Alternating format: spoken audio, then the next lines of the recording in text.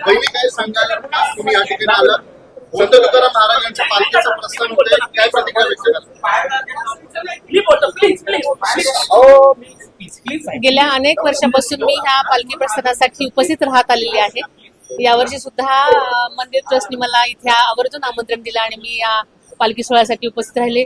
नेहमीप्रमाणेच भक्तगणांचा उत्साह अतिशय जोशपूर्ण आहे आणि या जोशभरामध्ये आम्ही अभिषेक केलेला आहे. आता पांडुरंगाच्यांनी एवढीच मागणं केलेलं आहे की या वर्षी पाऊस जरी पडला असला तरी काही भागामध्ये आपल्या पावसाची कमतरता आहे.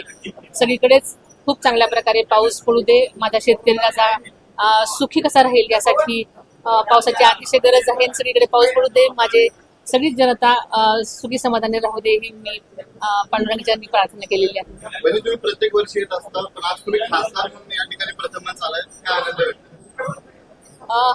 मी पहिल्यांदाच खासदार म्हणून इथे उपस्थित राहिलेली आहे. ही माझ्या मतदार जनतेने आणि माझ्या पक्षाने मोठी जबाबदारी दिलेली आहे. जनतेची सेवा करण्याचा मोठा प्लॅटफॉर्म दिलेला आहे आणि नक्कीच मी माझ्या कामातून जनतेची सेवा करून नक्कीच मी माझी भूमिका चांगल्या पद्धतीने पार पाडण्यासाठी मी देवाजवळ प्रार्थना केलेली आहे की ती चांगली पार पाडण्यासाठी माझ्याकडे शक्ती दे. Thank you thank you thank you thank you. सगळ्यांना सुखी ठेव, समाधानी ठेव एवढंच मी आज तरी. आणि आज हे पालखी प्रस्थान इथून सुरुवात होते आहे.